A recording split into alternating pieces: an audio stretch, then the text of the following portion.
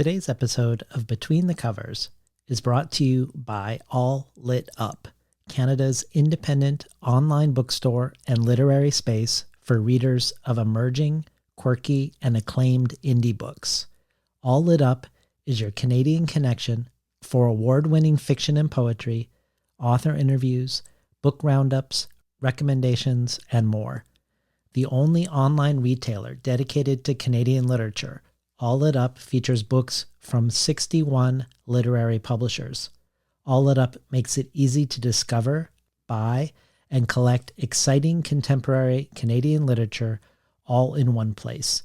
What's more, for a limited time, listeners of Between the Covers get 10% off all books on All Lit Up with promo code Between the Covers. Check out All Lit Up at www.alllitup.ca.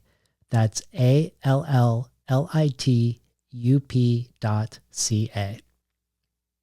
Today's episode is also brought to you by Kim Fu's Lesser-Known Monsters of the 21st Century, a collection of 12 stories in which the strange is made familiar and the familiar strange. Says Lucy Tan, Lesser-Known Monsters of the 21st Century is for the adventurous reader, someone willing to walk into a story primed for cultural critique and suddenly come across a plot for murder, or to consider the dangers of sea monsters alongside those posed by 21st century ennui.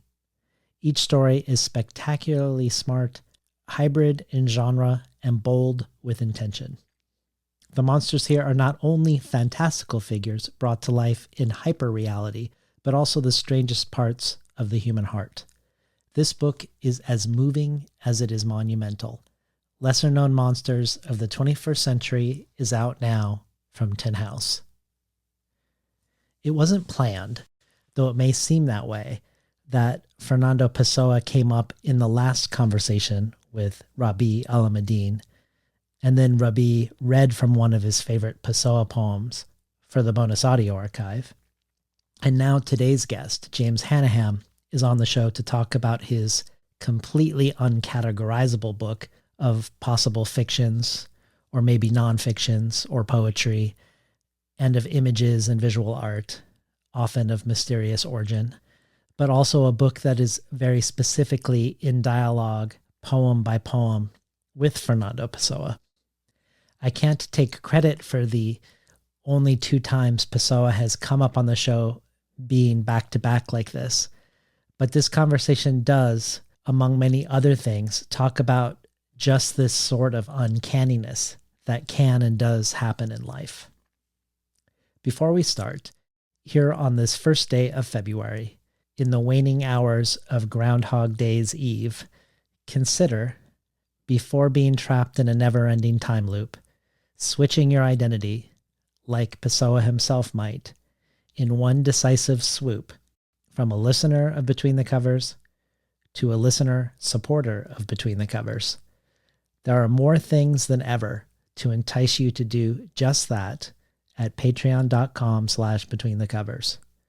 But also, there are the simple joys of joining the community, shaping the show, of receiving the resource-rich emails with each episode, and of supporting the things you love and have found valuable. And yet, if you are like me, you might still want something great in addition to that. If you head over to patreon.com/betweenthecovers, you can check out all the various things that past guests have gifted toward the future of the show that could now be gifted to you. And now for the uncategorizable and uncanny conversation with writer and visual artist, James Hannaham.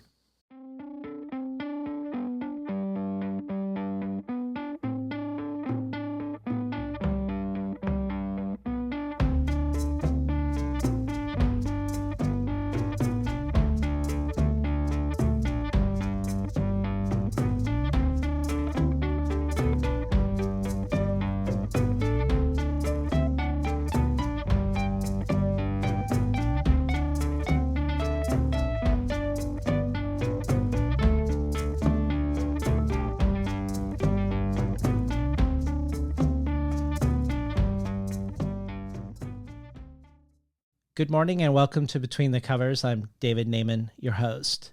Today's guest, by his own description, is writer, professor, critic, performer, and visual artist weirdo James Hannaham. Hannaham received a BA in art from Yale University, an MFA in fiction and screenwriting from the Michener Center for Writers at the University of Texas, Austin, and he's a professor in the writing program of the Pratt Institute in Brooklyn, New York. Beginning in the 90s, he worked in the art department at the Village Voice, as well as ultimately writing for them. He was a staff writer at Salon, and his criticism, essays, and profiles have also appeared everywhere from Spin magazine to BuzzFeed to the New York Times magazine. He also co-founded the New York-based performance group Elevator Repair Service. During the decade Hannaham worked with them, the company often utilized found texts and improvised with anything that wasn't literature, where words or movements or sounds went through a process of several translations, whether from one language to the next or one medium to another. Hannaham is also a visual artist. His often satirical, text-based artworks have been exhibited everywhere from the James Hannaham Gallery to the Center for Emerging Visual Artists. His faux historical exhibition of bygone mid-20th century signage from America's racist, sexist, and homophobic present, Jim Crow, Hell No, was at Open Source Gallery in 2021. And his work, Everything is Normal, Everything is Normal, Everything is Fine, Everything is Fine, was judged Best in Show at a national juried exhibition of artist books and text-based visual works at Bibliospectaculum at Main Street Arts. James Hannaham, however, is best known as a novelist. His debut, God Says No, was honored by the American Library Association's Stonewall Book Awards and was a Lambda Literary Award finalist. And his second novel, Delicious Foods, was winner of the PEN/Faulkner Award, the Hurston Wright Legacy Award, named by Publishers Weekly as one of the top 10 books of 2015, and selected as one of the notable books of the year by the New York Times and the Washington Post. A citation from the PEN/Faulkner judges called Delicious Foods at once a sweeping American tale of race and exploitation, a darkly comedic thriller, and an intimate portrayal of a troubled mother and her damaged son, and that Hannaham was unafraid of the complex and the horrible, and yet his novel shines in its intimate details. James Hannaham joins us today to discuss his most uncategorizable book to date, one that most captures the breadth of his artistic interests, as well as his self-described weirdness. His book of prose, or perhaps poetry, and visual art, Pilot Impostor, from Soft Skull Press. Bill Kelly for Booklist describes Pilot Impostor in this way. Whether read as prose poems or short, aphoristic thought experiments, the pieces are infused with Hannaham's distinctive dark humor, biting social commentary, and ever-present exuberance, calling to mind a blend of Jorge Luis Borges, Donald Barthelme, David Markson, and Steve Martin. The result is daringly original and uninhibitedly inventive, borne aloft by a subversive verve. Kirkus, in its starred review, says, Hannaham's book, not quite a novel, not quite a short story collection, not quite like anything else, is a clever series of reflections on art, doubt, race, and imposter syndrome. Written as a response to the poetry of Portuguese writer Fernando Pessoa, the book mixes artwork with brief pieces that blur the line between prose and poetry. Hannaham continues to be one of the country's smartest and most surprising writers of fiction, or whatever this book actually is. Unclassifiable, dizzying, and gorgeous. Finally, Amitava Kumar says, in his new book, Pilot Impostor, Hannaham performs a different kind of magic.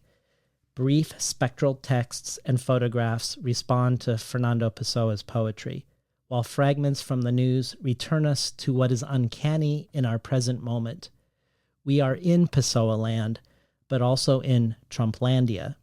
Pilot Impostor is a complex reflection on Pessoa's heterogeneity of identity and Trump's embodiment of bluster and chicanery. It's impossible not to hear Trump's voice in lines like this. Let me tell you, ladies and gentlemen, Before this afternoon, I had no experience whatsoever flying a plane. I had hardly ever even ridden in one, but I have to say, flying is awesome, and I am great at flying planes. Reading Pilot Impostor is the experience of encountering something new and charged and original in a pleasurable way. Welcome to Between the Covers, James Hannaham. Oh, thank you. I was hoping you would just keep going on for the rest of it. It's probably I was like, oh, this sounds really interesting. Who is this guy? Yeah. Who is this guy? Well, that's the question. Who is this guy? I mean, since we're going to be talking about Pessoa, and I think that is one of the animating questions. But before we go to who is this guy, who is James Hannaham, who is Pessoa, even though Pilot Impostor is full of airline crashes, including multiple times those of 9/11, 9/11 isn't the main date that hovers over the collection. Rather, 11/9 is 11/9/16 when Trump was elected. So you've talked many times about how you were writing under the mood of that moment just after he won. So let's start here. Connect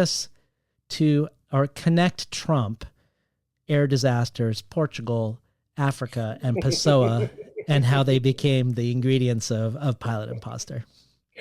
The moment that exemplifies how that all came together was that I was returning from Cape Verde on the way to Lisbon in December of 2016, which is a trip I had planned before, any of what happened in the election, before the election itself happened, I should say, because plenty happened beforehand. So I had finished reading this other book by a Cape Verdean author, and then while I was on the plane, I started to read Fernando Pessoa, and I'd already been sort of obsessed with this television show called Air Disasters that apparently very few other people have paid attention to. But it's basically a procedural that's about each episode is about a different plane crash. And what fascinated me about it was not just the sort of sensational, difficult material to have to wrangle.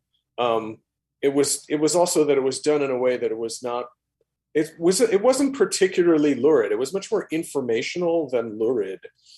And, they had really great CGI recreations of, each of the crashes. And that is, I guess, one of those things that stops people from channel surfing, right? It's like, if they play it as many times as they possibly can. I mean, I feel like that's sort of where television is going ultimately, right? Like nonstop car crashes and plane crashes and, viral videos of people being belligerent in supermarkets and stuff. So that was also on my mind. The 2016 election was on my mind. And the first line of the book that I was reading, the anthology of Pessoa's work, which Pessoa and Company, which is the really great translations by Richard Zenith. The first line of the first poem is, "I've never kept sheep, but it's as if I did," which, I mean, there are a number of ways to look at that line, but to read that line at that moment on the route that I was taking, which was, an old, if it had been done by ship, it couldn't have been more exemplary of the slave trade. It struck me as somebody sort of pretending to be something they weren't. And that's a little bit like the heteronym who supposedly wrote this line is a guy named Alberto Cairo.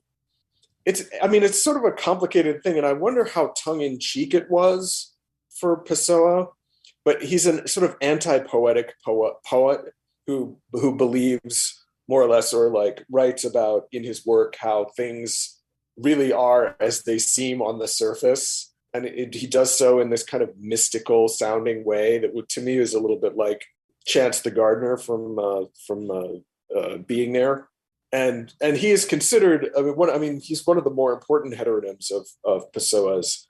He's considered the master poet by a lot of other of the heteronyms, apparently.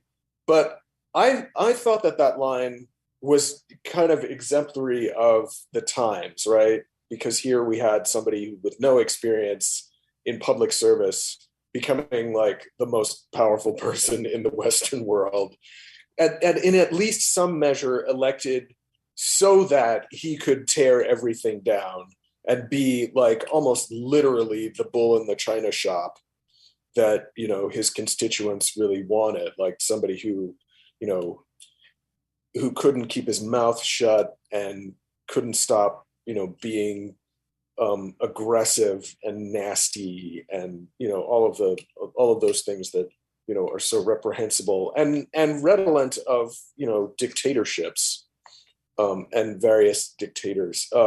And some of the other things that Alberto Caero says also reminded me of things that authoritarians would love to say, you know, like everything is as it seems, like there's nothing behind the, you know, there's nothing behind the curtain, don't panic, or not even don't panic, but like, you know, there's nothing to panic about.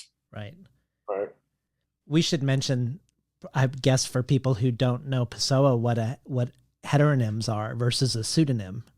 Well, for him, they were alter egos, but for him, they were more intense than alter egos, I guess. Like they were, they had biographies that were much more intricate somehow. Or, I mean, today I feel like it doesn't have the same resonance because so many people are avatars half of their lives now, right? So his argument that the heteronym was more, you know, more intense than an alter ego sounds a little flat now, just because it's such a you know, everybody does it now. Right. And he was doing it just on paper. He wasn't like also creating, you know, various images of himself to be disseminated around the world the way that other, like, you know, normal people are doing now. But what's maybe unusual about it is it, with his 70 plus heteronyms, they interacted with each other. They like wrote the preface for each other's collected works. They translated each other. They edited each other. They wrote political articles, published stuff under the name of a specific heteronym. There's like a little world. It was a community of Portuguese poets that Pessoa had kind of dreamed would exist. And I guess he decided to, you know, if he didn't see it in the world, he decided to put it, you know, in the world in the way that he could. Although he kind of didn't put it that much in the world during his lifetime. Most of his output remained like just a sheaf, like a sort of, the trunk, just as like I've actually never seen like an image of the trunk, but like there's some giant trunk just like full of little scraps of paper that he, you know, wrote on. I went into not knowing a ton about Pessoa before the project. I did a lot of exploring, and like apparently like it's like 25,000 manuscripts, and that even on one piece of paper he might write, because he wrote horoscopes, he wrote political stuff, he wrote linguistic theory, and poems. They might all be on the same page. They might all be, the different heteronyms might all be on the same page. He might have like 7 different alternate phrases above and below a line with nothing crossed out. And he also was getting drunk every day, so it became more and more illegible. So it's really like there's no like standard thing, but he did publish a lot of non-poetry in his life. Like he didn't publish much poetry, but apparently he published a lot of other things. But one of the things that I really loved about one of the choices you made in Pilot Impostor is you set up a daily practice where you would read a Pessoa poem from Pessoa and Company, his selected poems, and then respond to it with your own work, working your way through his book one by one as you wrote. And I think what's so gratifying for me is that no matter how different the tone or genre or format or mood of your book is one page or to the next, it's still tethered in some loose way to Pessoa and company as it unfolds, so that there is the opportunity, even though it completely stands alone. You can read Pilot Impostor by itself, but you have these little notes in small print on each page where, if you want, and it was really fun to do, you can work your way through a piece of yours and a piece of Pessoa's one by one together, so that you're actually in tandem reading both books. The connection is actually tighter than that. I tried to keep it in order. So you could read both books at the same time, going back and forth. I think it's almost completely airtight. I tried to make it as airtight as I could. I skipped things and I removed things, but the rule was I had to, if I was going to skip something, I had to replace it with an image. And then through the various drafts, I started using different categories of image to replace things. Well, let me ask you a probably impossible question.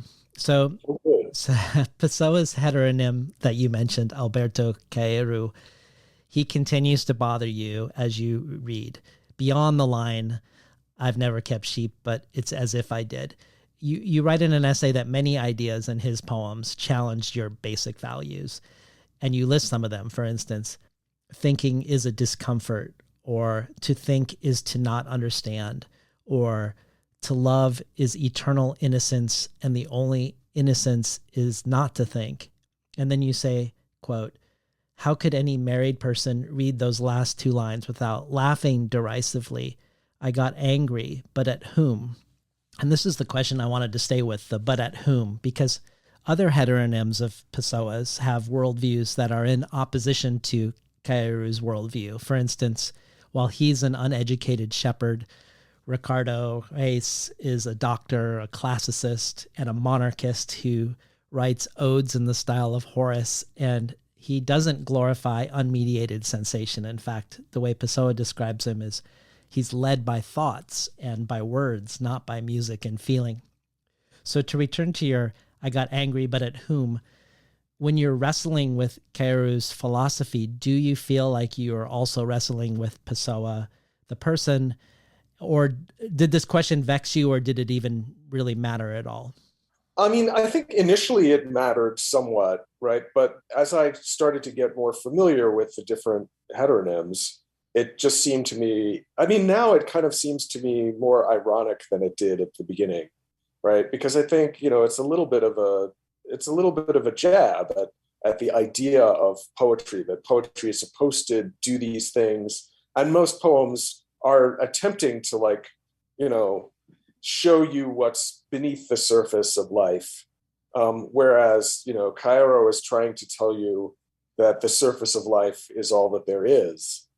And that is something that I mean, it's funny actually at this point, but at the time I was sort of worked up, and to encounter it at that moment of being sort of worked up,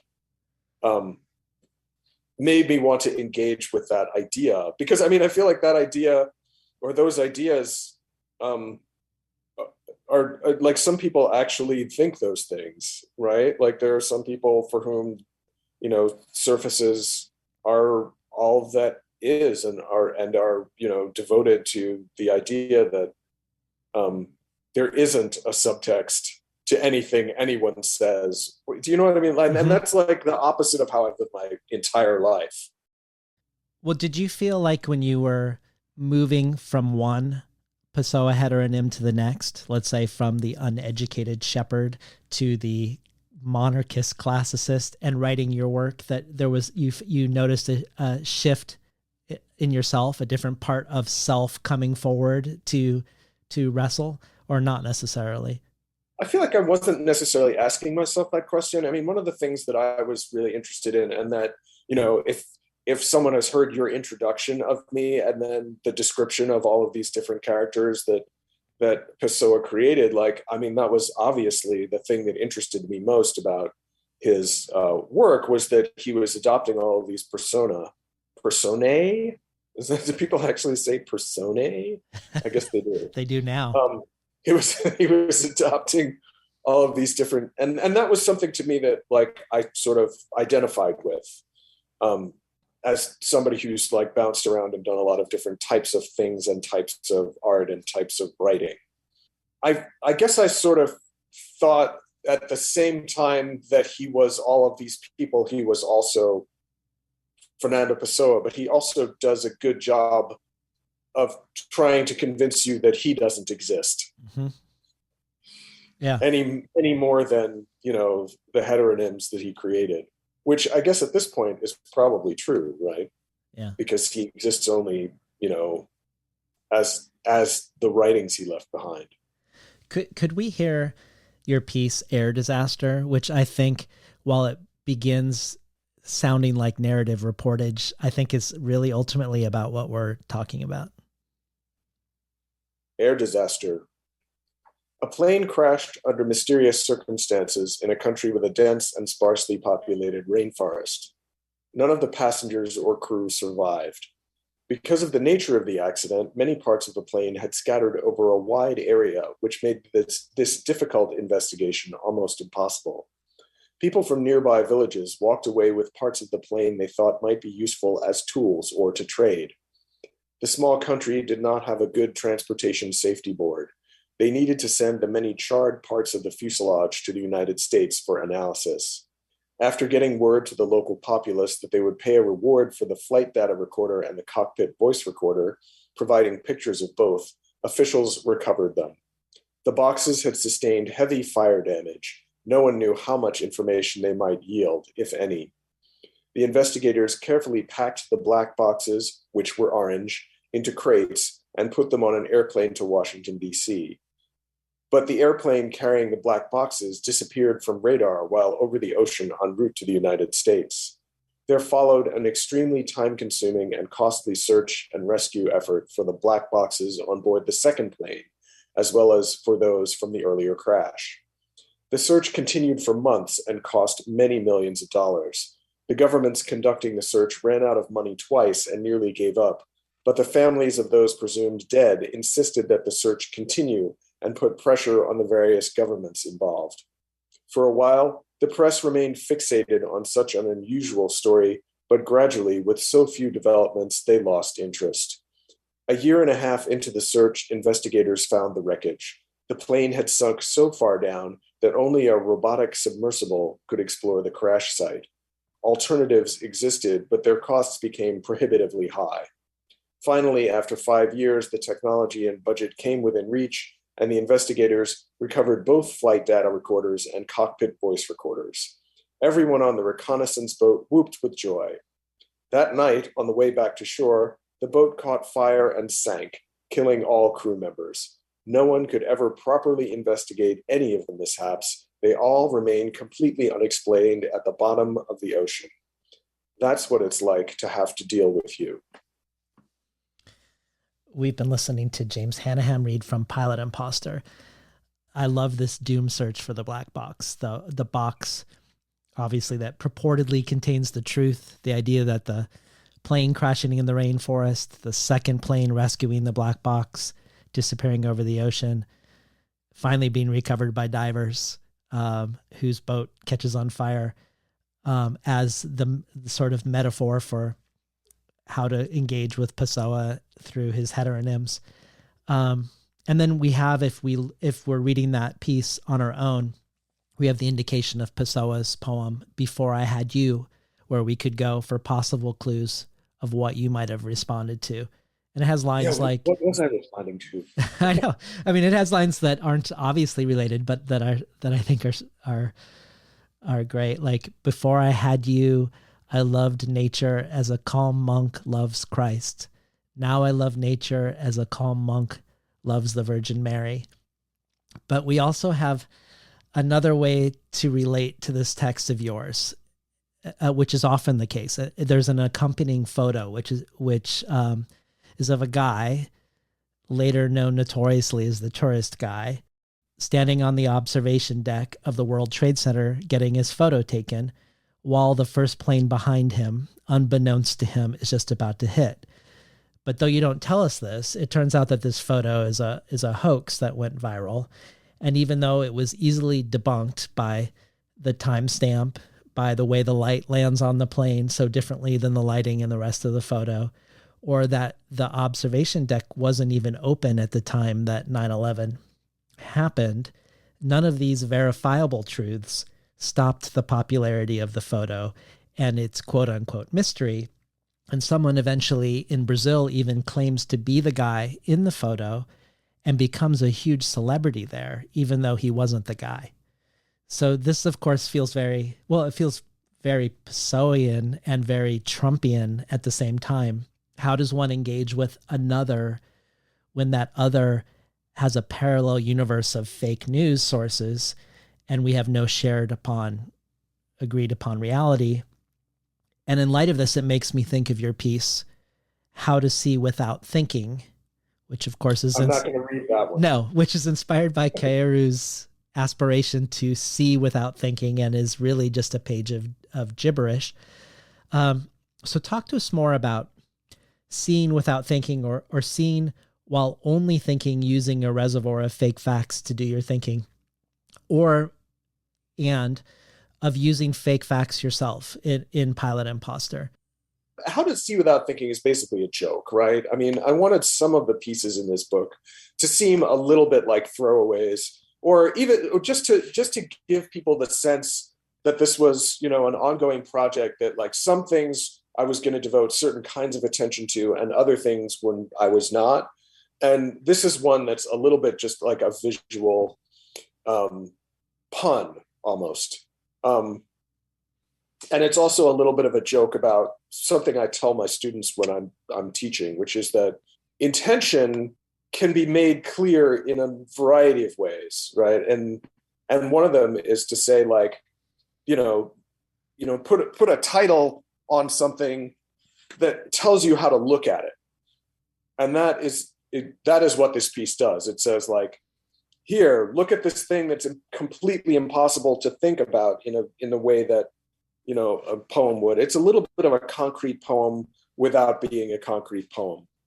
And I feel like the experience of looking at something unintelligible is not, it's fairly common, right? It's one of those things that we find ourselves doing. We open a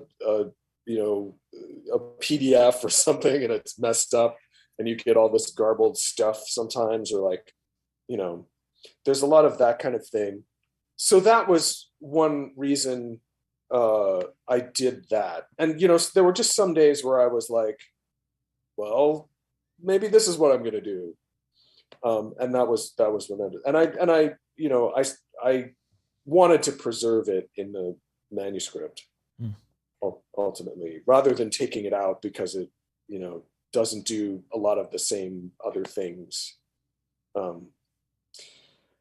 But what was the other part of that? Well, just using fake facts yourself. Like, we have this viral hoax video, a still of the hoax video next to the piece Air Disaster, which you just read for us. There's a couple of other images like that in the book too. There's a guy who goes by Pilot Ganso, who's made a series of images of like himself holding a selfie stick out a window of the cockpit, which is totally impossible to do. And if you thought about it for a second, you'd be like, oh, this is clearly Photoshop or whatever.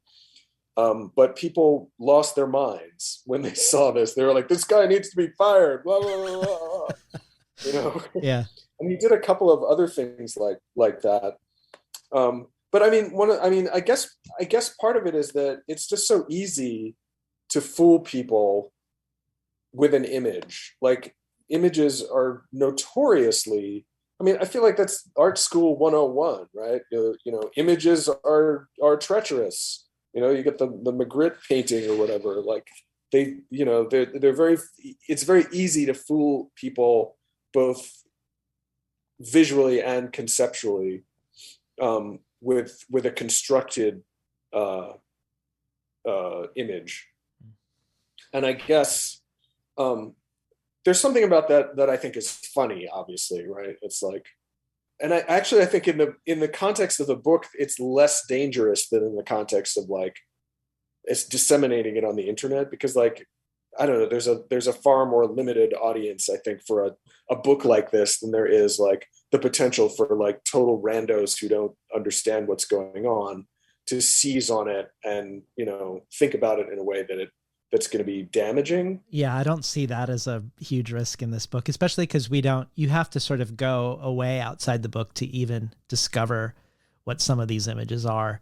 And then you learn that they are indeed hoaxes, not real things. Yeah. I like hoaxes. Okay. I mean, that's probably what it is. I think there's something about the hoax and the prank that is a little bit what artists are up to a lot of the time. Things that I gravitate toward anyway in terms of art are usually kind of an intervention into like conventional thinking on some level that like sort of surprise you and change the terms that you had already, you know, sort of accepted, hopefully in a good way that expands your mind, rather than makes you, you know, shut you down or whatever. But like I think hoaxes, once you figure out that they are hoaxes, are like that. And they're also funny. I mean, unless you are somebody who feels like just duped and you've done something really horrible in connection with something, you know, hoaxy, and you've, you know, fooled yourself in some way, you might feel bad about having been duped by a hoax. Well, I want to ask you about, not about, I mean, keeping in mind this notion of seeing without thinking, I wanted to ask you about a certain type of thinking that keeps people from seeing. In your last book, Delicious Foods, which dealt with modern slavery, there are a lot of ways we refuse to think about what is before our eyes, I think, regarding contemporary slavery. Some of the most common items in our lives, I think, like the smartphone maybe being the most obvious one, you know, whether it be people leaping from the Chinese factories or threatening en masse to leap from the roofs of Chinese factories building the phones, or the child slaves that are mining the components of the phones, or what you call the temporal dread around contemporary slavery, that slavery hasn't actually ended, even in the American South, to the same demographic. But there's also a certain kind of smokescreen thinking that is used to prevent seeing things like this. Not only the fake stories that are used to lure people into wage slavery, but I'm also thinking of Sextus, the owner of Delicious Foods, who sets his company up as a shell company, which gives him a plausible deniability for the whole thing. He can say, and in doing so, preserve a sense of his own goodness or innocence.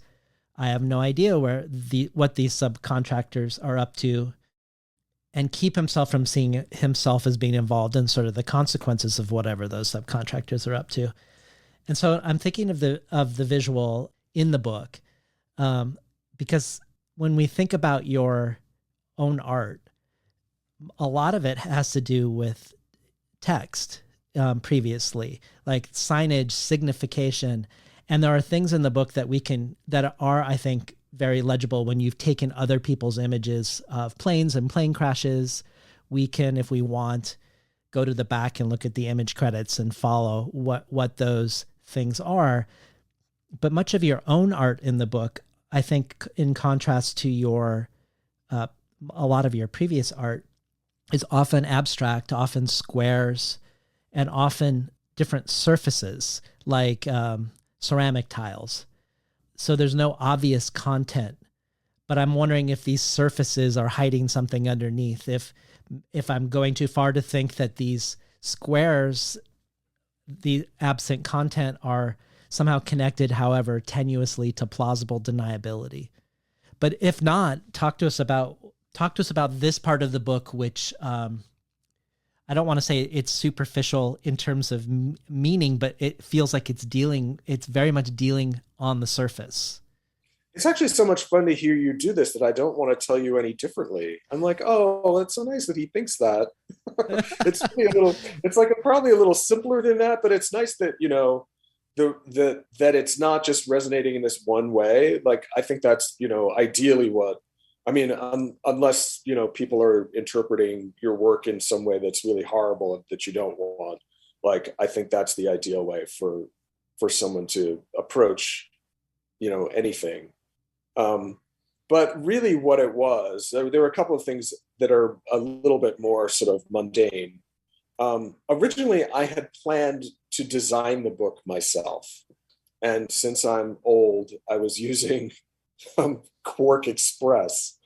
And one of the things I kind of liked to do with that was to like make legible the sort of mechanism of the program itself. And I'd taken a lot of photographs in Lisbon once we got there, and I was noticing that there were all of these very different and very vibrant surfaces and a lot of squares.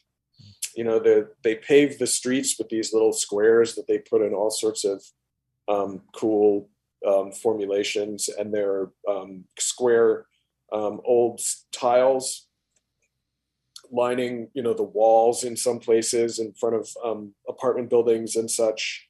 And where else are there squares? And then, Lisbon is an extremely old city.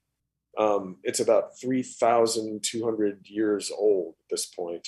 And it's been ruled by the Romans and then the Moors and then,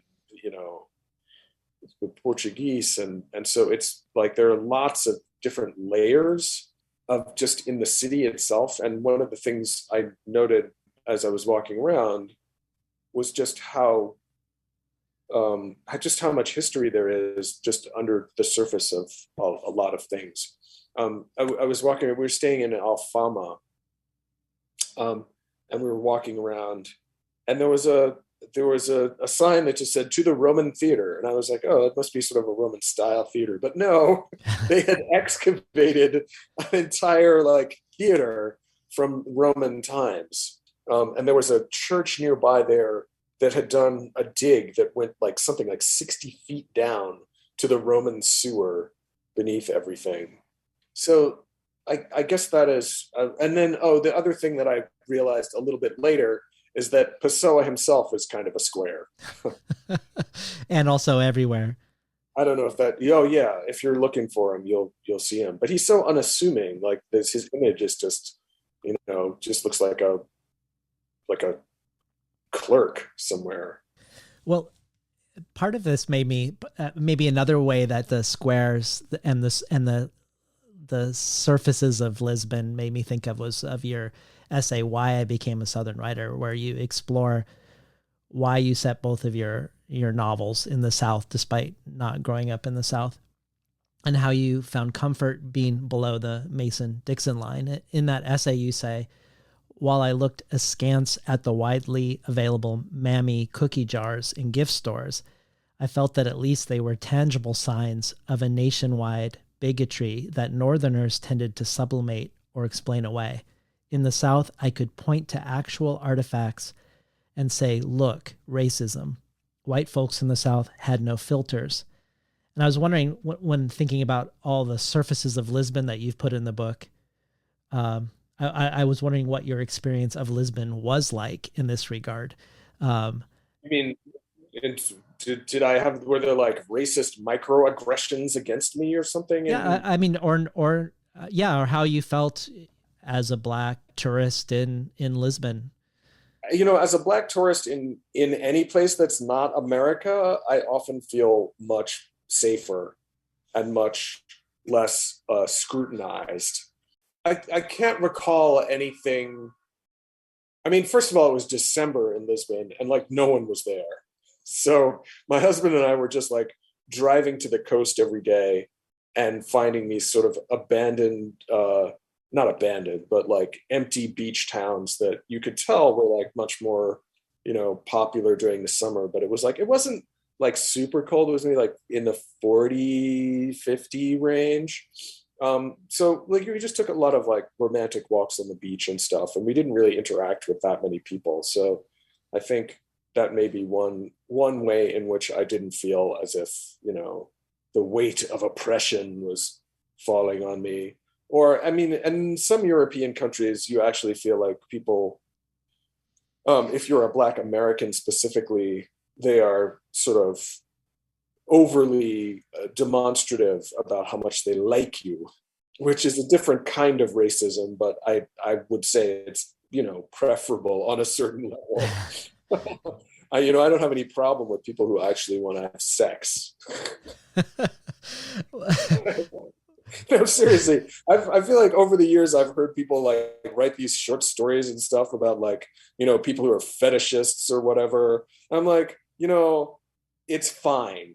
It's the people who ostracize you based on race, that I have beef with. It's like if people are gonna actually connect, there's an opportunity there for like growth and and potentially knowledge and all of this other stuff that happens when people connect with one another, right? But like the people who are like, no, categorically no, we must not, I mean, oh god, hate. But yeah, I feel like anytime I leave the United States, almost I can't actually think of a country I've been to where I felt any more sort of like, oh, they're following me around in the supermarket, or like, I'm under suspicion just because of who I am, or just well, not even who I am, but what I look like, which is much different than who I am, right? Like I know, or that weird feeling of like, it's even weirder actually than this, the really twisted feeling of like I have to troubleshoot in this space to make sure that somebody doesn't question my right to be where I am, even though I am a citizen of this country, born and raised in this, area or wherever. So like that feeling almost never happens in foreign countries. I mean, some are, better than others. And I won't go through the list, but yeah. But yeah, Lisbon was not giving me that kind of vibe at the time. I'm not saying that there's no racism there. Of course not. Yeah, I just didn't know if the Lisbon surfaces were a commentary on Lisbon in that regard. No, not in that way. Yeah. Could we hear another piece? I was hoping maybe we could hear False Poets. Why that one? I feel like it's perhaps speaking most directly to Pessoa and personas, or in Pessoa, I think also in some respect the irony that his last name is person in English. I didn't tell you the other story about getting off the plane, which you probably read somewhere already. About the travel agent? Yeah. Well, no, the car rental agent. Like we got off the plane, and the first person I met in Lisbon was a car rental agent whose last name was Pessoa. That's so great. Which is not a common name, right? No, well, I didn't know that at the time. I was reading the book, and then I got to the desk, and she had this nameplate that said Pessoa, and I was like, oh, it must be like Smith or Jones or something. So I was like, whatever. But then I was like, I decided I could open a conversation about it. So I was like, is that a common name? And she was like, no. And so I was wondering if maybe she was related to him, but she didn't know if she was related to him, which seems odd to me. Like, how would you not know you were related to him? But I had already sort of envisioned a book project by the time I got to the car rental agency, and that just kind of put a period on it, if you will. It was like, oh, definitely, this is a sign. I guess Pessoa himself probably would have thought of it as a sign because he was like astrologer guy, right? He was, and he was also helping Aleister Crowley do hoaxes when he came to visit. Right. Which I think is really bizarre and funny. You have done so much homework. All right. False poets. Who are these false poets? Perhaps it wasn't so on the other side of the 20th century, but over here, we have no true or false way to make art. We take the worst, least serious poet seriously if he tries hard enough. We honor him for even bothering. And by he, I mean she. If she produces anything at all, no judgments. And by she, I mean say. It's the lack of thought that counts. If someone makes art under false pretenses and then dies, art historians will analyze their false pretenses as part of an artistic practice composed in part of false pretenses. No artist is a con artist, or all con artists are also artists, or all artists are con artists, or all things have become art, including non-art, including con art. Insincerity plus death equals seriousness. Anything plus death equals seriousness. Try it out.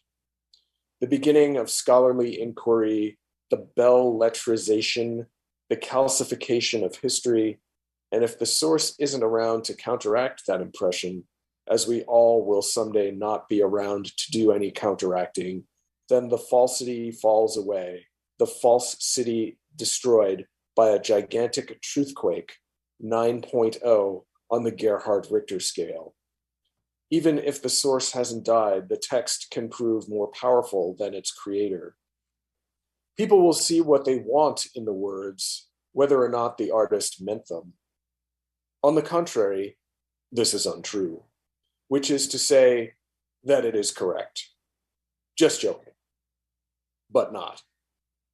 The wooden marionette gets up by himself to become real despite the carver's incompetence. The real marionette gets up from inside himself to become a non-boy. The fake puppet with the orange face lies to the world so many times that the fabric of reality catches fire. Smart prophets make so many predictions about the future that when small parts of their divination prove correct, everyone fully believes in their powers despite their pathetic batting average. Meanwhile, on the moon, a man pretending to be an astronaut draws a happy face in the gray dirt. Then he dies. He dies on the moon. They have to bury him on the moon. So they bury him, but the body keeps floating up out of the grave. First a hand, then an arm, then the whole shoulder and torso and body rise up. We should all be so lucky. We've been listening to James Hannaham read from Pilot Impostor.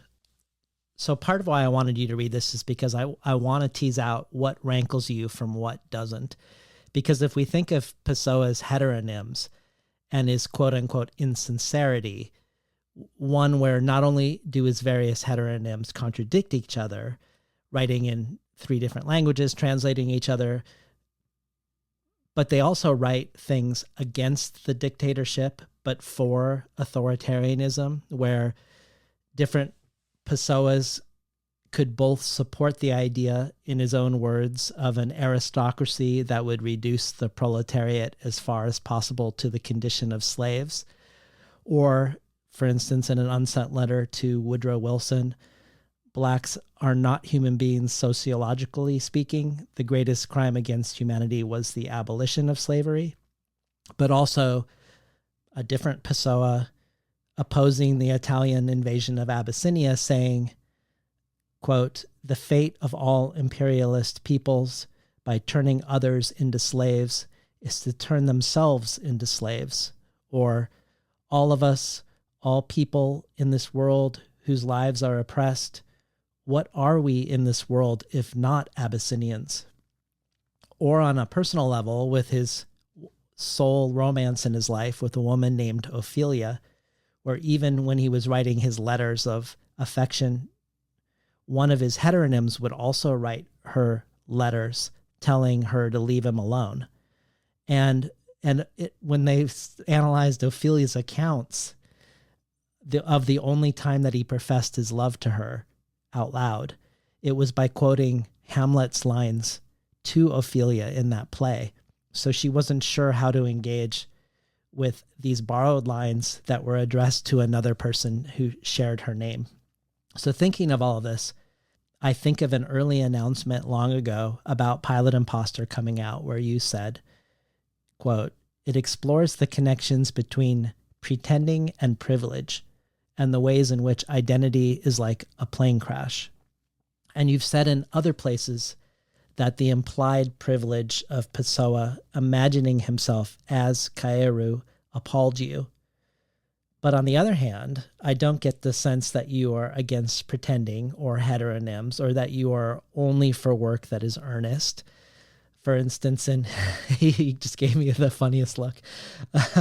For instance, in Guernica, you say about delicious foods, quote, "There's this feeling that you have to write what you know and you have to be sincere about it. And it's not that way at all. It's more fun sometimes to write against your own beliefs or to write a character who is someone who you wouldn't particularly like in real life, but try to render them compassionately and faithfully." And I think of how in that book you write from the voice of crack cocaine, or how in your debut novel, Gary lives a double life. And when he leaves the heteronormative family, he lives as a gay man under an alias. And elsewhere you say, "I'm always aware that language can never quite say exactly what it needs to. It's an imperfect delivery system for reality, essentially, and it conceals as much as it seems to reveal and can be used for all kinds of lying and half-truthing and obfuscation. Though I think those qualities can be horrible and fatal in real life, in literature they're fun to mess around with." So if it's true that you aren't anti-pretending and yet are writing a book about the connections between pretending and privilege, can you unpack that a little bit for us? I can unpack it by creating a series of heteronyms that I mean, this is like Pessoa is like a human rabbit hole. I mean, one could go searching, you know, for the authentic in Pessoa, and I think he did a pretty good job of covering his tracks, right? I mean, even in his supposed real life, with the example you give there, it sounds like he was trying his best not to exist, or at least not to let on that he existed, independently of his work, which is a kind of way of disappearing, right? No, I'm not anti-pretending, obviously. I just think that, like a lot of things, it's a tool and it can be used for good or bad, right? I mean, that's a little bit what the book is about. And it's hard to determine sometimes, which is which, especially in a moment that is like, where the volume is turned up so high as it was, in the 2016 to 2020 sort of range. But go on, tell me more about my eyes. So could you speak to the privilege that you see in regards to, in your first early announcement of this book's future existence, that you were exploring the privilege of pretending, or at least the privilege of pretending in relation to Pessoa? I think that I was responding a little bit to Cairo at the time still, and feeling that, the way that he described the world was one that I could not afford. Like, if I were somebody who felt that the surfaces were all that existed, I might be dead. You know what I mean? Like, yeah. I feel like I was saying earlier, like, I feel like I spend a lot of the time not necessarily listening to what people say, but how they say it and what they actually mean, or what their motivations might be, which is a little bit harder to hear when there's lots of noise. So I think that's a little bit what I meant by that. I mean, one could look at the facts of Pessoa's life and say that he led a pretty privileged sort of life. Even though he was in some respects kind of miserable, he was never like impoverished. The hardships he faced were all, emotional difficulties, which is not to say that can be, I don't really want to say that that's, worse, or that's better or worse than abject poverty, because sometimes, it can be so debilitating as to be, equivalent or worse. I think it's a difficult and futile maybe thing to try to quantify people's various pain and trauma, or to compare some kinds of pain against others. If nothing else, those kinds of things should really unite us. Yeah, I'm not sure what I meant. Well, I think I'm sort of close to what I meant there. yeah. So. Well, to speak to you saying that, Pessoa's attempt to maybe not exist, even though paradoxically, like so much of his world being paradoxical, he did publish under his own name also. There is this sense of anxiety, I think, that's throughout his different heteronyms around whether he has a coherent self. Or disquiet, maybe. A disquiet. Yeah. So like the last poem of Ricardo Reis has the line, "I don't know when I think or feel who it is that thinks or feels." Or my favorite of his heteronyms, the bisexual naval engineer who lives in Scotland, Alvaro de Campos, who says, "To know where to be, that I could be in all parts, to know where to lie down, that I could stroll all streets." But what's mysterious is at the same time, Pessoa must have had some sense of self, because the person who wrote the Book of Disquiet, he only calls him a semi-heteronym because he's too close to Pessoa's own self-conception to be considered a proper heteronym, which seems very bizarre.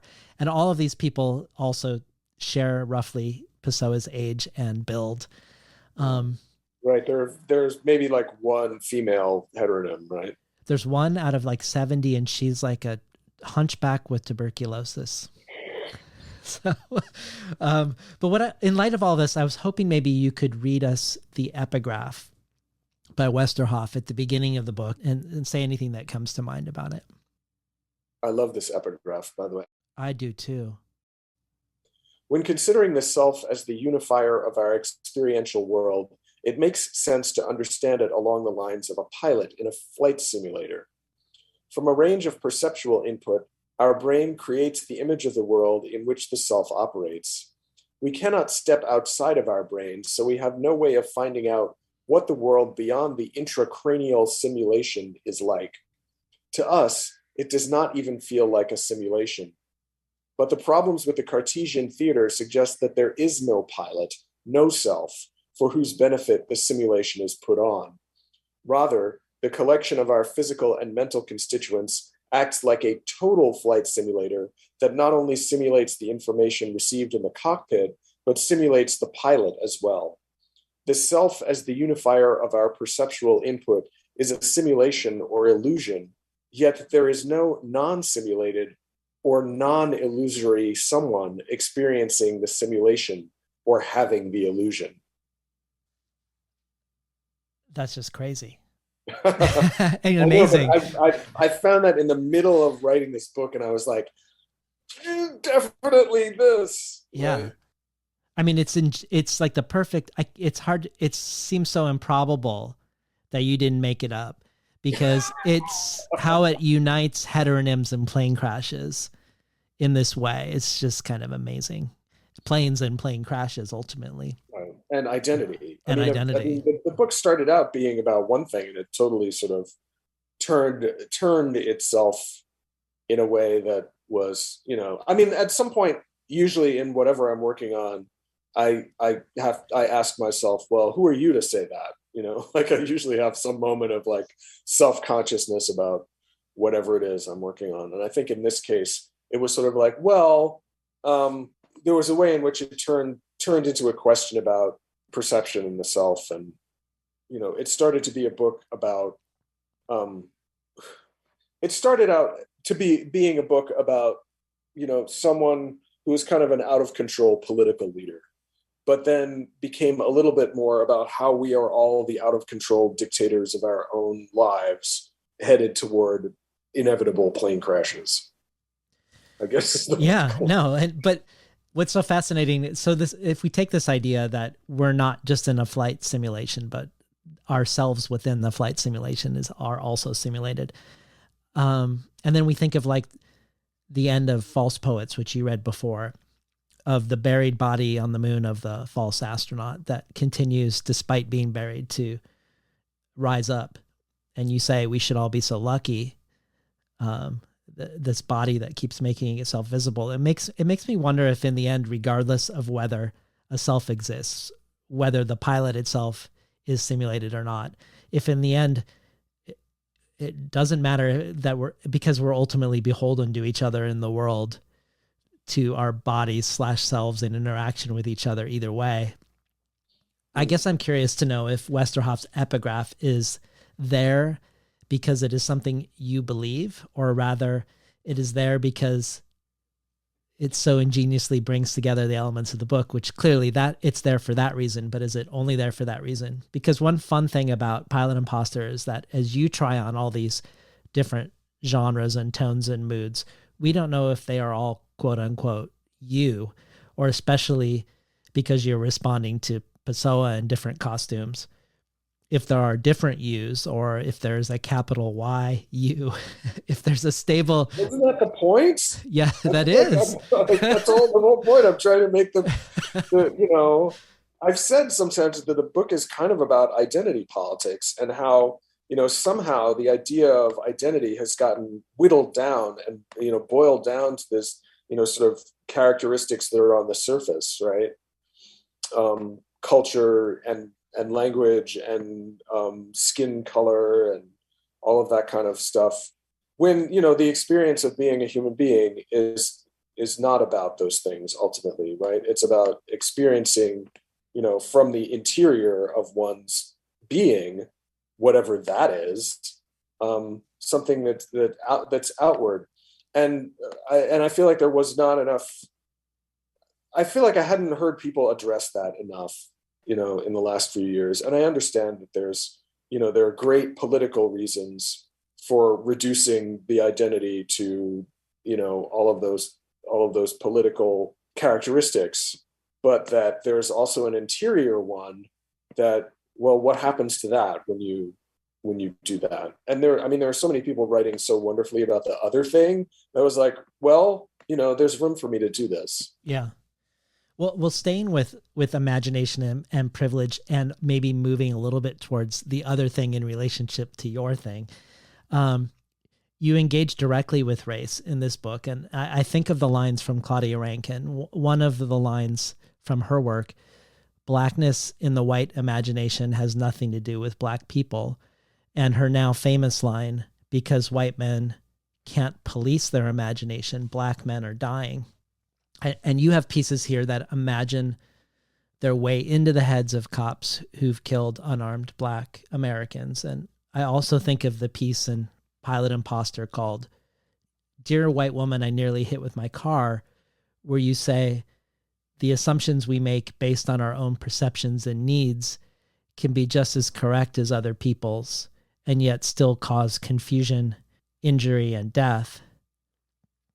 I guess I was interested in maybe staying with what plays out between the white cop in their imagination about the unarmed black person they're about to kill, or their imagination after they've killed them, and what plays out in your imagination when a white woman leaps across the street in front of your car. Both seem to tell us more about the person imagining than the person being imagined. Even if the consequences are dire. Could you talk a little bit about those pieces in the book? Lifestyle issue came about because I was thinking, what could these people possibly be thinking?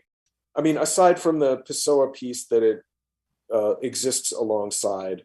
Oh, and that was another thing. It's a Hayish piece called "Obey the Law, Whether It's Wrong or You Are," which is, of course, that's extraordinarily provocative. Yes. To a Black American to say that, right? Because there are times when the law is unjust, and it's pretty obvious that when the law is unjust.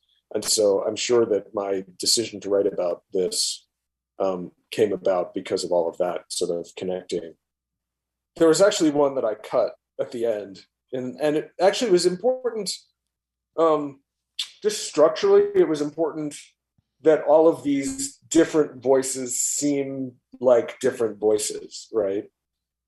And that's why it's not divided by numbers, but by one and another and another and another, because I wanted to make sure that the distinction was that it wasn't all my voice. It was all supposed to be different possibilities for somehow, incorporating this, horrible fact into someone's life, which I was just trying to imagine, like, what is going on in the minds of people who may be guilty of, taking a life in a situation like that. And I'm not sure, I'd have to go back. There may be some things that are like dog whistles, but I'm not sure that it's specifically about race. I know that the go-to assumption about that, because of not who I am, but what I look like, right, is probably there. And I'm certainly teasing that, but I almost always want to make sure that what I'm writing about is power and the kinds of abuses of power that have nothing to do with people's culture and skin color. And, like, every person on earth is capable of, not able to. I want to make sure that that's not everybody is able, not everybody has the power to do these things, to do these kinds of injustice to one another, but everyone is capable of it. Mm. And that I think is a little bit getting lost in a lot of like conflicts around the world, right? It's that, these historical things have become essentialized. It's absolutely true that any group that gets like a teeny tiny little smidgen of power is going to try to abuse it in whatever way they can. Essentially the thesis is everyone sucks.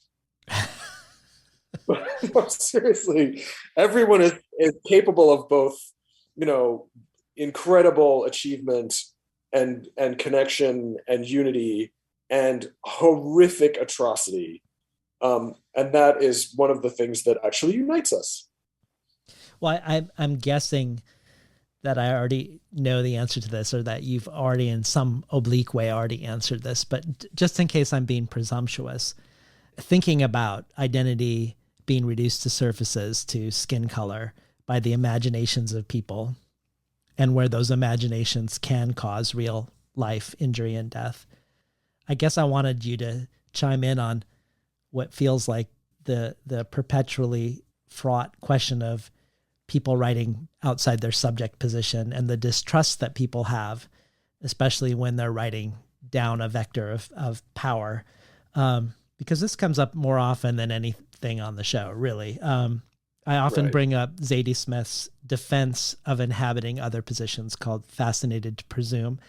And I also bring up Claudia Rankine's observation that almost always when white people write about race, they don't stay in a white body when they do it. They imagine themselves as another race, like as an African or someone who's enslaved. That when they write about race, they leap into and inhabit a Black position, and that it reinforces whiteness as both something that transcends race and a default position beyond it. But did you have any thoughts on this debate?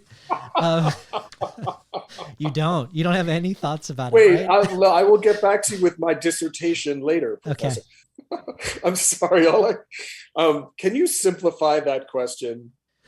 When you're talking about not writing about race, but wanting to write about power, that makes, in the way that anybody, regardless of race, given the opportunity, could abuse it. I would take that, if I were to imagine further about you from that, around this question of writing beyond your position, that I would guess that you would say that it's not a question of what position you're writing from, it's how you're writing from it. And that it doesn't matter what the race of the person writing is, it's how they do the portrayal, whether it's causing harm or not.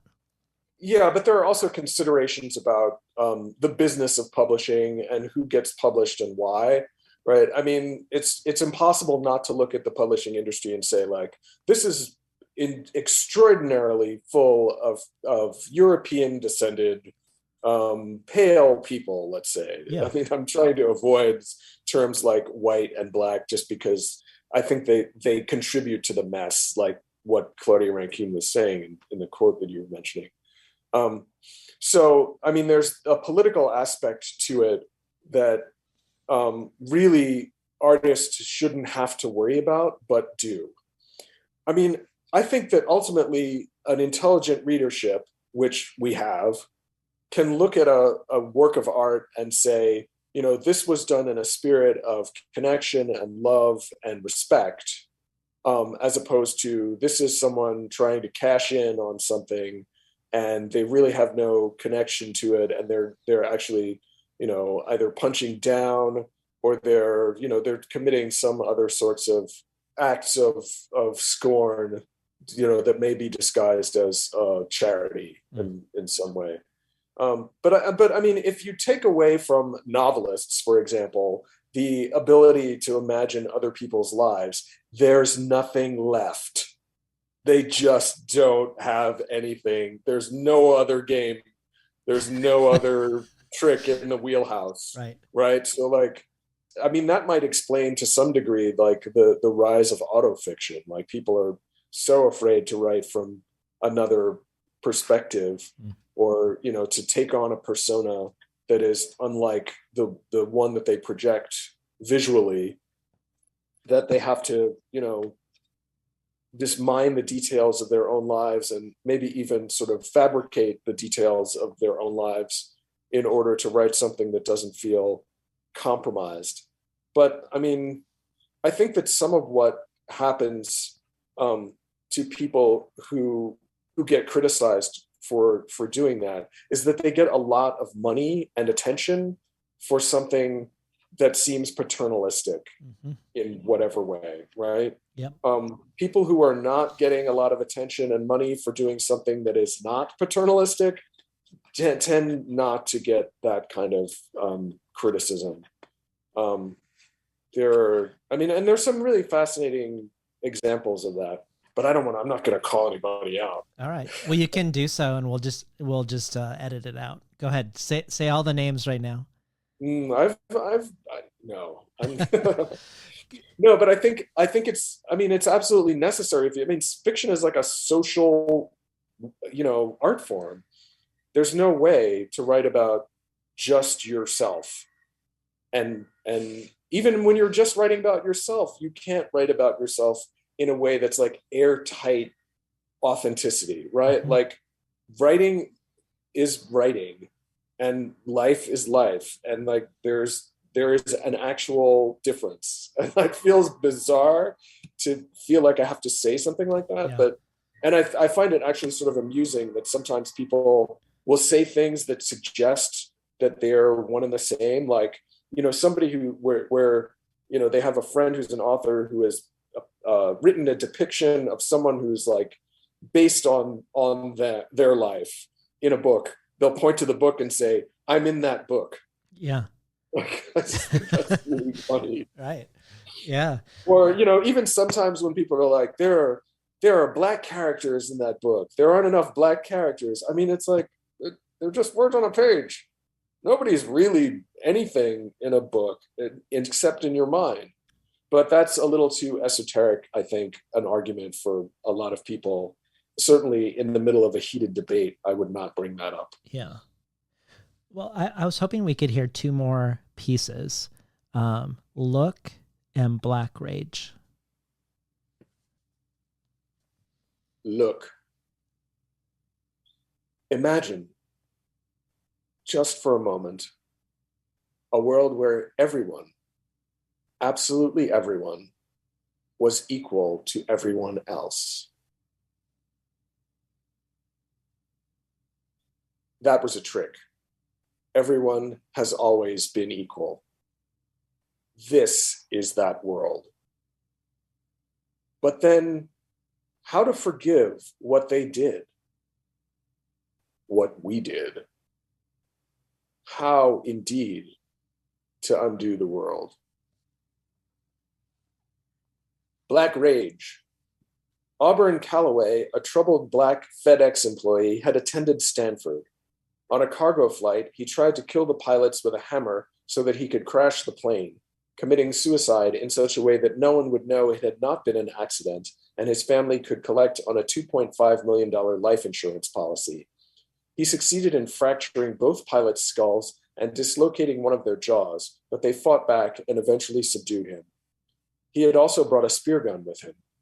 He got 2 life sentences. I'm such a great person, thought Colin Ferguson. There must be only one thing holding me back. It must be white people. He murdered 6 and injured 19 on the Long Island Railroad. Racism had driven him insane, his lawyer said in his defense. Earlier, he had warned his enemies, "Black rage will get you." David A. Burke, an American of Jamaican heritage, had just been dismissed from Southwest Airlines. He boarded a plane along with his former boss and handed the guy a note written on a vomit bag. It's sort of ironical that we end up like this. He shot his former employer and entered the cockpit. A flight attendant who noticed the dying man burst in to inform the crew. "We have a problem," she said. "What is the problem?" the captain asked. Burke killed the flight attendant and replied, "I'm the problem." He murdered the pilots and pushed the plane into a 70-degree descent, accelerating just beyond the speed of sound. They found part of his thumb. They found the note on the bag. "Black rage will get you." Been listening to James Hannaham read from Pilot Impostor. I want to spend a moment with my favorite collage of images, which occurs really early in the book on a series of pages called On Seeing Pessoa. And these images to me are the most uncanny. In the background is an image of the only Air Portugal flight that has ever crashed. And it's where I feel like we're invited to imagine Pessoa as the pilot imposter who flew that plane. But in the foreground is a statue of a man who is impaled by many, many small planes as if they were arrows. And like the Air Portugal image, you have to investigate to find out more about this.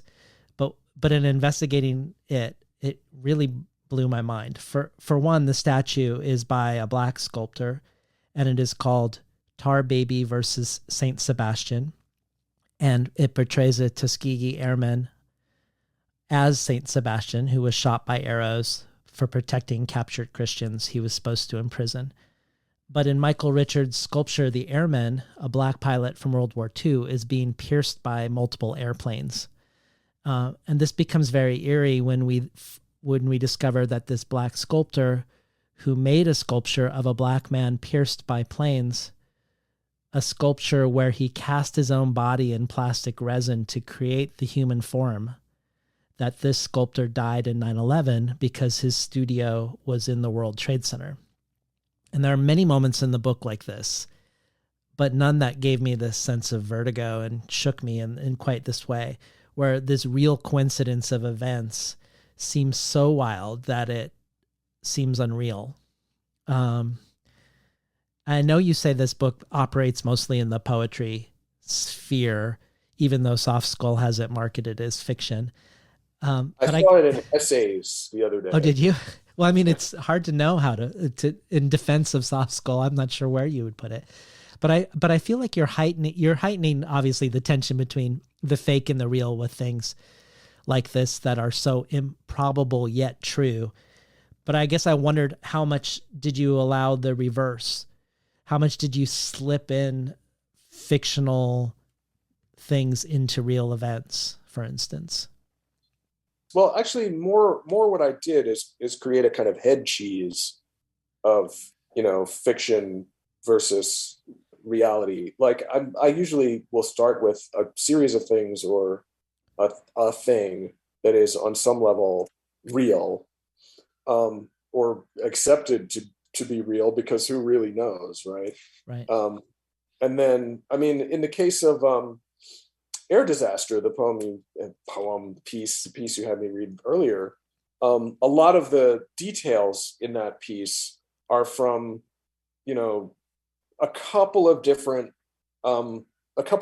real disasters that have happened, but it's a composite of a lot of that. And some of it I kind of added to or, shaped in a particular way, just to kind of imagine like the worst possible outcomes for, some of those things. But the thing that I think is kind of interesting about, well, not kind of interesting, the thing that's really fascinating about the Michael Richards piece is that, I mean, is it just a fantastic coincidence, or, is there some connection to, some greater reality that he was tapped into? And do you know what I mean? Like, it's not the kind of thing you can ever definitively say, even though in retrospect it looks as if it was some sort of rupture in reality that allowed him to, like, kind of predict what might happen to him. I mean, but it's very easy to make those kinds of determinations after the fact. Right. But it does feel mystical or magical or foreshadowed or somehow.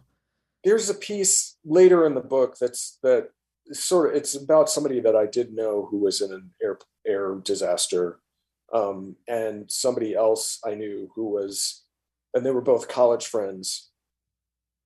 Somebody else I knew who became a well-known artist who makes these pieces that look like sort of, they some of them, I should say, were redolent of the reconstructions of airplanes that you sometimes see. And in fact, there's a spread where the two, like one of her pieces is juxtaposed with a reconstruction of a disaster. I think it actually might be the actual one. And just the feeling that while moving through life, you tend to interpret backwards, because things that happen seem to mean something after something other than that. Things. It's really difficult to explain, but I mean, you know what I'm talking about. It's like, it's much easier in retrospect to try to come up with an explanation for things than it is to try to explain their meaning in real time, or as they're happening. And so, I mean, I think that's one reason people are fascinated with the Michael Richards piece, and that one in particular. But I didn't know that it was really his intention was to be writing about, or excuse me, was to be making work about the Tuskegee Airmen. That puts a little bit of a spin on the whole thing, right? It doesn't seem like it's about like his own self-annihilation. He might have just been using his body because that was the material that he had. Right. He wasn't trying to say, like, I think this might happen to me, but something totally different. Yeah. No, I imagine that as as one of the more probable explanations.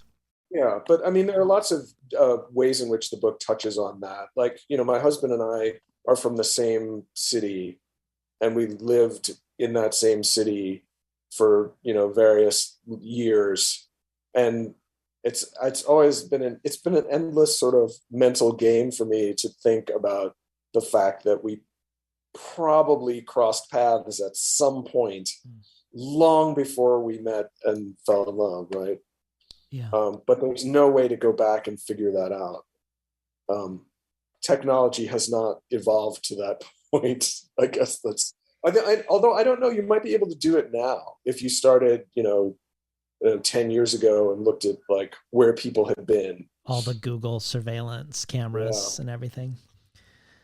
Well, the nerd in me really loved learning about all the weirdnesses that are Pessoa. I didn't know, for instance, that Jose Saramago wrote a book that starred one of Pessoa's heteronyms. So Ricardo Reis, who was living in exile in Brazil after a failed royalist coup, comes back to Portugal to attend Pessoa's funeral in Saramago's book.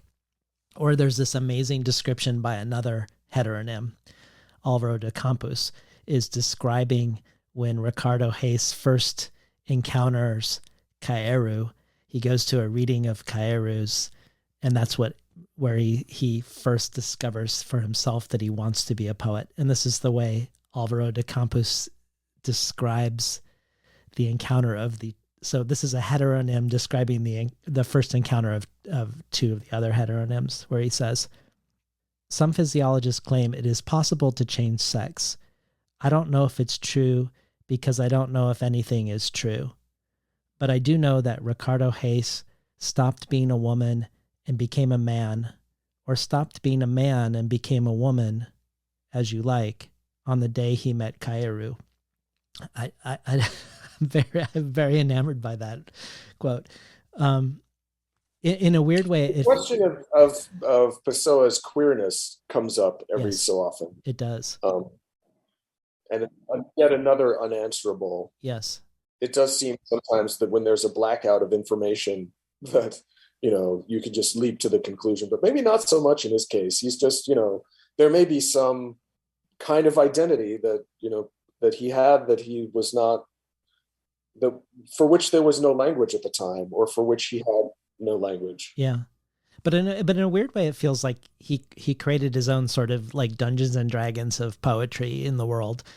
And some of the poetry I really love, even when I don't agree with the philosophical assertions or don't even think about whether they're true or not, as I like sort of reading them like koans.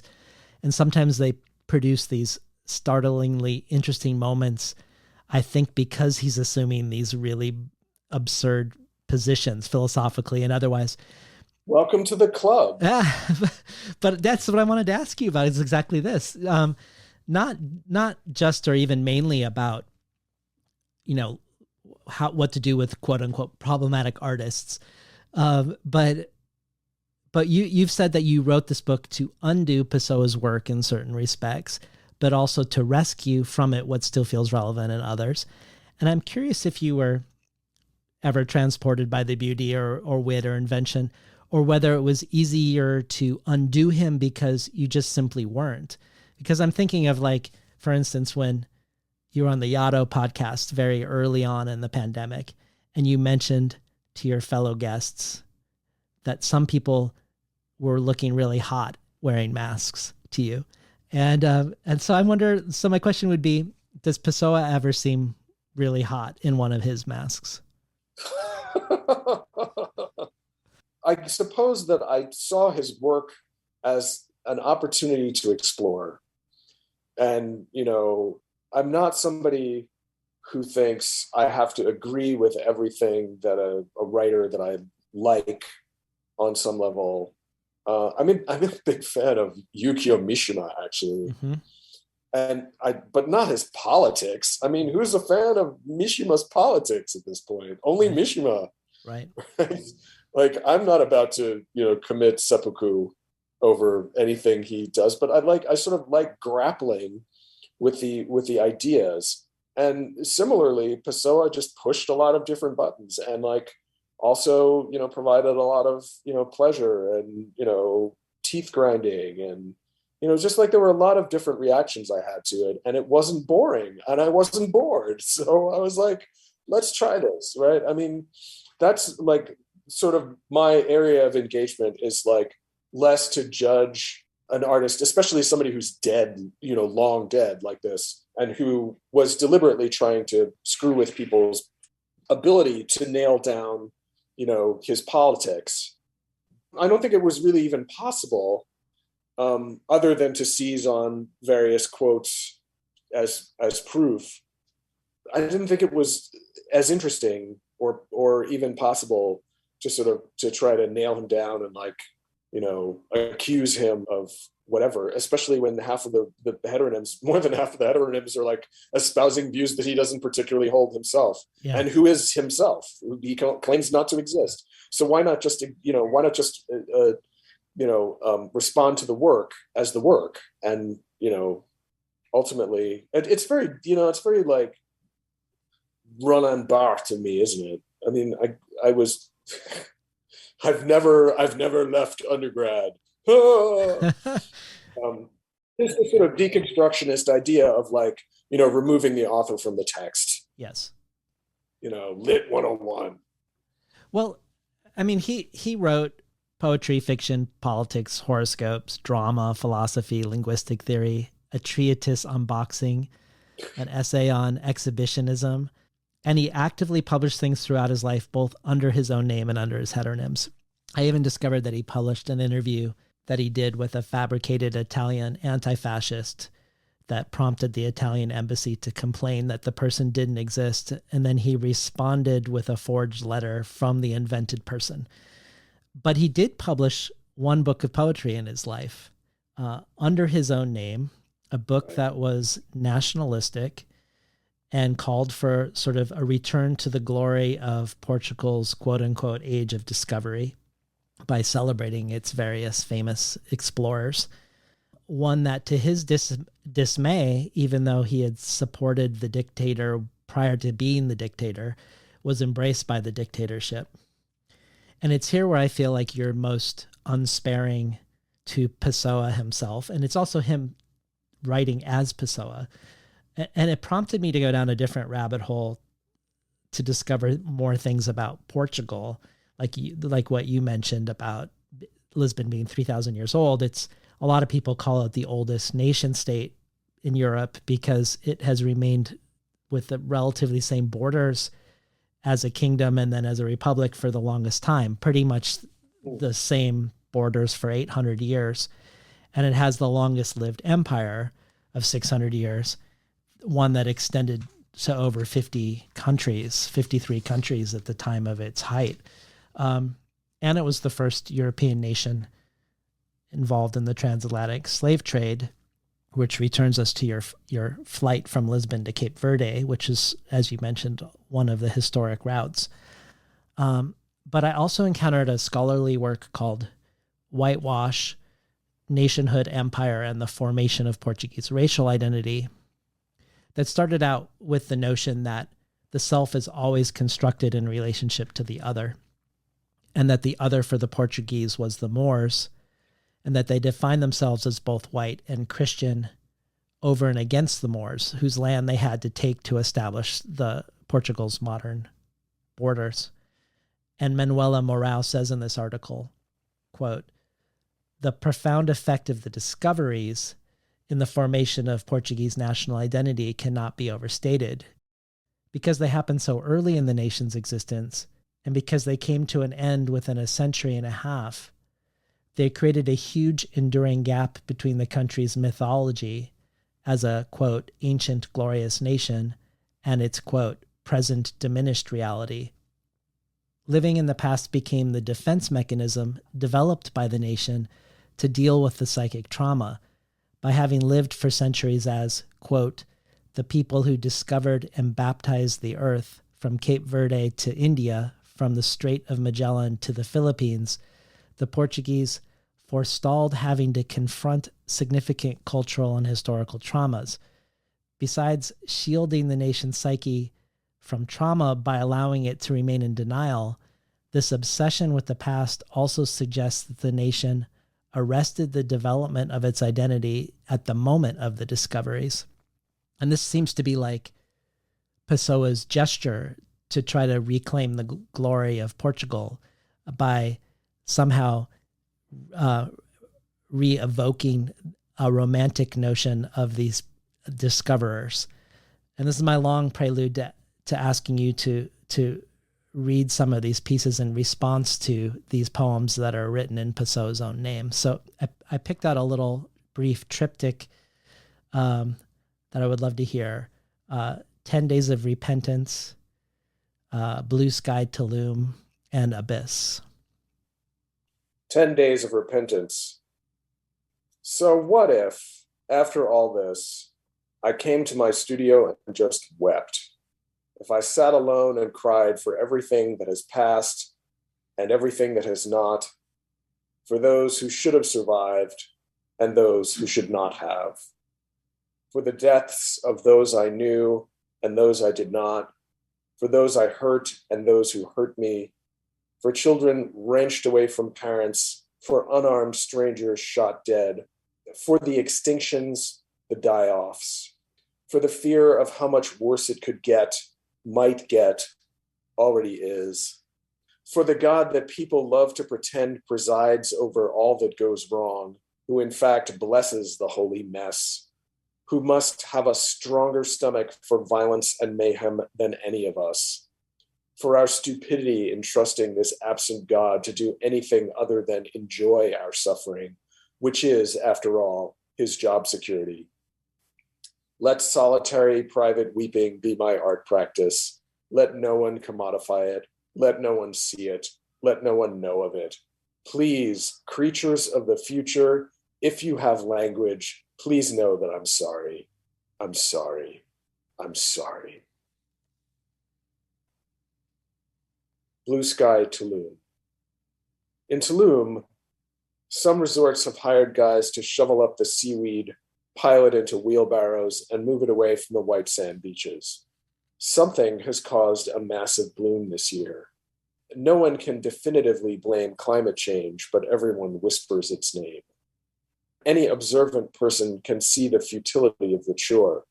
Kilometers-long stretches carpeted with red-brown muck, the sea a soupy maroon, and there, at one end, perhaps in a particularly overwhelmed cove, close to an expensive-looking huddle of bungalows, 3 humble figures shuffle quixotically, before them a task akin to siphoning the air out of the sky. On the positive side, they have a kind of job security, but by the same token, so did Sisyphus. Though it smells briny, the seaweed makes good fertilizer and brings gnats for hungry seabirds. Tourists don't avoid the beaches, but only a few dive in, usually in less boggy spots, or at the hotel that has somehow cleared the kelpie scourge away by some likely pricey miracle. Inland lie cenotes, sinkholes filled with clear water, providing a lush alternative, a dangerous paradise of denial. But really, what other type of paradise is there? Abyss. Yet we rise from the darkness like whales coming to the surface for breath, and then sink immediately, relative to all time, back into the depths, the obscurity far beneath, our one breath, the only breath. For who knows what we were before, and no one knows what we will be afterward, what impression we may leave behind in the world of oxygen. Certainly nothing that one could consider us. And our passionate struggles to be heard, for justice, for air, what will they mean without the body, without us, when we plunge again into eternity, whereas the lives of the stars, not even the famous ones, just the average ones, go on for many more millennia, boringly maybe, but gloriously, affording so much time to explore and consider, even to see how the politics turn out, to understand things that, for us, begin and end insoluble. Been listening to James Hannaham read from Pilot Impostor. So before we end, or as an ending, I wanted to mention Pessoa's revenge on you, as you were part of the weirdest thing that was looked at in the New York Times in an article called "Why on Earth is Someone Stealing Unpublished Book Manuscripts?", where you fell victim, among many others, to a phishing scam, where someone I actually didn't fall victim to the scam. Oh, you didn't? No, the way they wrote the article, it sounds like I did. I did a very clever job of like circumventing and using like language to suggest that I'd actually fallen for it. But what happened was, I got an email on an email address that I use specifically for like random people from the internet to interface with me, and I got an email on that email address from somebody who said they were my editor. This was right after the announcement had been made of the sale of the book. And I was like, instantly I was like, why the heck would he contact me on that email address? And so I went to my other, my normal account, the one I normally interact with him on, and I asked him, like, why were you contacting me there when we have like all these email chains and this other thing? And he called me and said, that wasn't me. Yeah. Well, that's so But I didn't interesting. actually fall for it. I do know other people who have fallen for it. Yeah, both big people and lesser known people. That's part of the mystery, it seems, is that this person had so much insider knowledge, or has so much insider knowledge, that he's able to fabricate conversations to grant himself credibility, and then ultimately acquire these unpublished manuscripts, but nobody knows to what end, because he's never published them or sold them. I think it's a scout. I mean, most people are saying that it's probably somebody who's a scout. The forehand knowledge of like what's coming out is like currency for them. Yeah. And they will sometimes use whatever means they can to get a look at things that are not out yet. That's the only type of person I can imagine, for whom they have like some intrinsic value, unless it's just some, MFA burnout who's like has a point to prove or something. But also knows all these names, like the names of the editors and the publishers and the timing of everything. It's very mysterious. I'm glad that wasn't Pessoa's contemporary revenge against you. Huh. But tell us, as we depart, what you have a novel coming out soon that as soon as you get off this call with me, you will be doing the final edits for. Tell us about what we have in store for us. The book is called "Didn't Nobody Give a Shit What Happened to Carlotta," and it's the story. Everyone is trying to tell me to use the word trans, but I feel like this is a person who is gender nonconforming, living as a woman, who is coming back from an upstate New York prison after 21-ish years in the system. It's the story of Carlotta Mercedes, who went into prison as a male presenting person and just came into herself while in prison, and also being traumatized and abused in a variety of ways by the system, and is coming back to Brooklyn. And most of the book takes place on the day she gets back. But I realized at a certain point that writing about somebody coming back from upstate New York is like rewriting the Odyssey, because of the central military tract in upstate New York. I don't know how much you know about upstate New York, but there are a lot of the names of the towns and the municipalities up in the upstate New York are references to classical literature. And it was because there was this one guy in the office that was responsible for naming things after the Revolutionary War, and when they were dividing up all the land, who was really into classical literature. And so he's like, okay, Troy, okay, Ithaca, all right, Romulus, Hector, there's a Homer, there's just a lot. And so the book also echoes both that book and Ulysses, because I thought it would be just lame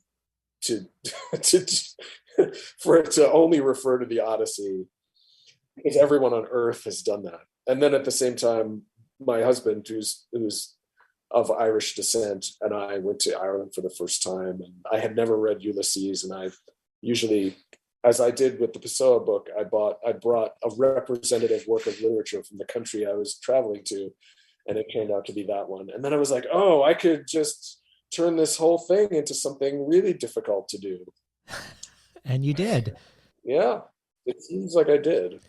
Well, thank you, James Hannaham, or James Hannahams, or whoever you are. Thank you for being on Between the Covers today. Well, thank you, David.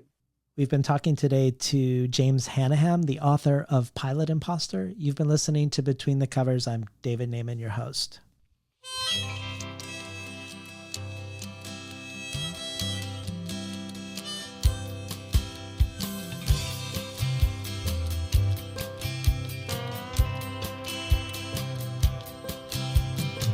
Today's program was recorded at the volunteer-powered, non-commercial, listener-sponsored, full-strength makeshift home office of me, David Naiman.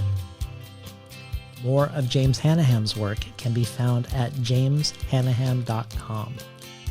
If you're hungry for more Pessoa after this episode, Last month's guest, Rabi Alameddin, talks about and reads Pessoa for the bonus audio archive. This joins bonus audio from Nikki Finney, Jory Graham, Natalie Diaz, Alice Oswald, Rosemary Waldrop, Ted Chang, Ross Gay, Laylee Long Soldier, Arthur Z, and many others. You can find out more about subscribing to the bonus audio and the other potential benefits of becoming a listener supporter at patreon.com/betweenthecovers. Or, if you prefer a one-time donation, you can do so by PayPal at tinhouse.com/support. I'd like to thank the Tin House team, Elizabeth DeMeo and Elisa Ogie in the book division, Jacob Bala in the art department, Becky Kramer in publicity, and Lance Cleland, the director of the Summer and Winter Tin House Writers Workshops. Finally, I'd like to thank Imre Lodbrog and Barbara Browning for creating the outro. Their album, Imre Lodbrog, A Sapatita Me, can be found on iTunes, and Barbara Browning's trove of ukulele covers can be found at soundcloud.com/Barbara Browning.